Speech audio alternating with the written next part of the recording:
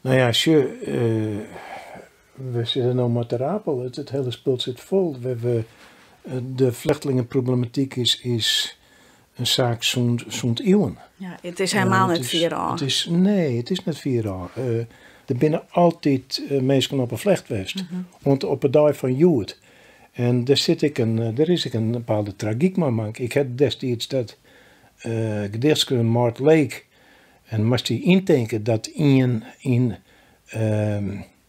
Nigeria in een vliegtuigclub, in een landingsgestel. En daar zit. Ja. Dus het vliegtuig gaat omheen. En op 10.000 meter hoogte wil het nog wel eens vriezen. Er wordt echt net reet erin. En dan is het 60, 80 graden onder nul. Dat bevriest dus. En dan dondert boven Londen, want er wordt naar Engeland. Er best op een vlecht. Er was een beter lippen. En waar wil het net? En dan dondert uit een vleenveld, uit een vleentuig, omdat dat vleentuig naar de grond gaat. Ja. En dan wordt er een faamte bij in een tuin. Mooi in de bikini midzimmer. En dat dondert als een ijsblokdel. Dat is net cool. Nee, precies. Maar wat is het correct om zo'n internationale gebeurtenis die daar rekkert? Dat is toch things, daar maakt ik een gedicht hoor. Ja, ik had het wel eens eerder gezegd. Het is toch de mensen zelf die het zien wegen giet en die het beziekt in dit geval een beter lippen te krijgen. En dat eindigt in tragiek. Mm-hmm. Ja, zoals wij dat alle jaar op ons eigen wijze wat omwraksel je hier. Ja, we rotselen alweer wat om. Ja, precies. En is er dan als dichter van Friesland een onderscheid tussen het belang van het boodschap, maatschappelijk, en het belang van de taal en een mooi gedichtmeidje? Hoe zit die verhouding? Ik heb nooit Roppenveld om in chance te staan van waar dan ik. Nog van de politiek, als het nou rust gaat of links, maakt me geen zak uit. Maar wel dat terug de taal die eigen belutsen laten kist. En likers bij dat gedicht verdwijnen, er zit een bepaalde persoonlijke belutsen zit erin, omdat het meer rekken. En dat tilt zeg maar op de poëzie. Mm-hmm. En dat is terug de taal. En het is net zo dat, ik geloof net dat ik het geval was had bij, ik weet niet hoeveel gedichten ik in die tijd kunnen geloven, een liedje 30 of zo. Maar dat is dus op een preekstoel zitten woest van, ik zal het eens even bij boodschapje. Nee, daar heb ik nooit verlet van gehad. Dat dacht nog maar. Dan bleef dus toch oer het uterien in de taal? Ja, in en terug de taal. Dan die taal is zelf ook nog wel eens onderwerp van een aantal gedichten. De discussie van hoe gaat het met het Friesk, de toekomst van de taal. Hoe zie je dat genomen? Ja, ik vind dat het Fries dialectisch is. Ja? Ja. Omdat? De taalinsloepsels is zo groot en het verschil in taalmacht tussen het Nederlands en alle oortalen en het Engels.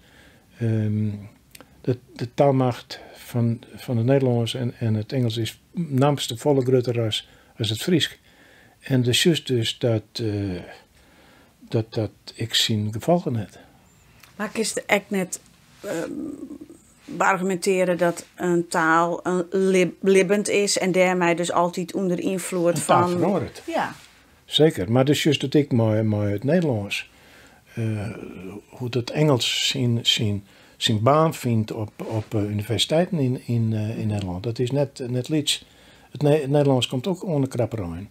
En hoeveel, ik heb nou maar heel simpel of heel eenvoudig, maar die uitvoering van de organisatie van de Gisbert-activiteiten, daar heb ik te krijgen met mensen die hebben dan een supervisor op. Ja. Ja. En is dat eigenlijk... Je hebt iets om te zeggen, nou de baas zei dat. Ja. Nou is het de supervisor zei dat. Ja. En is dat slim? Nee. Nee, ik kan er net om googlen. Nee, een taal gaat zijn wegen. Het is als een rivier die dus uit de bergen waar zijn stream neemt en van alle handen ziet rivieren voorwaarts. En dat troost ik net. Dat is een stream die troost ook net weer waarom je naar de banen. Hoe just waarom op die tijd als dichter van Friesland? Wat wie van belang? Nou, ik vond dat het heel moeilijk. Nies, ik ben daar in het ziekenhuis, maar daar had ik heel wat omheen het doen wist.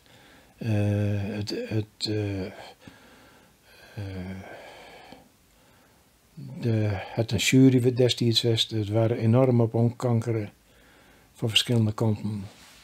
En toen ik benieuwd was, toen wieder ik kritiek en dan ging me terug. En toen ik zoiets van, ik doe het.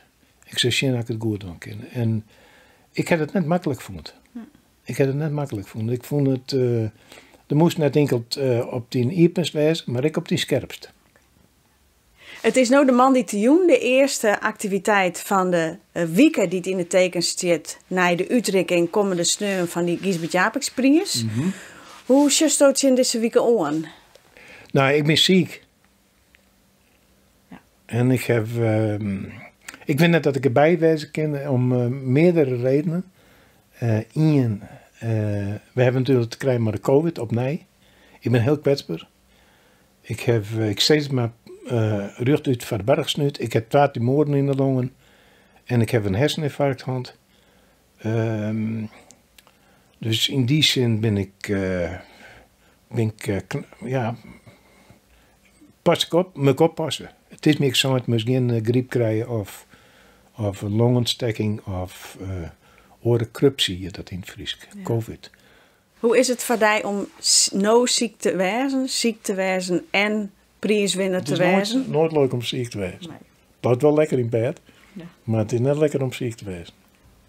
Is het nou extra dubbel om nou die prijs te krijgen?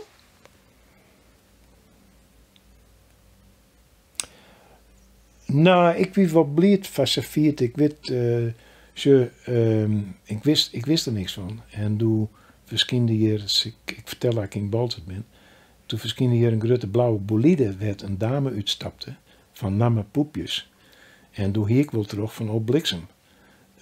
Dit is ongeveer de tijd dat men de Gisbert bekend maakt. Toen dacht ik bij mezelf, lezend op bed en uitzend daar het venster uit. Lever poepjes, lever zitskonen door als de deel door. Zo is het ik weer. Dus in die zin ben ik er wel blij mee.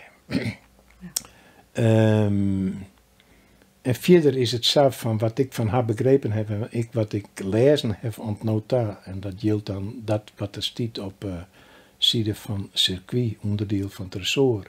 Dat men dus zei dat ik mezelf elke keer, maar elk nieuw gedicht weer opnieuw uitvond hebben zo.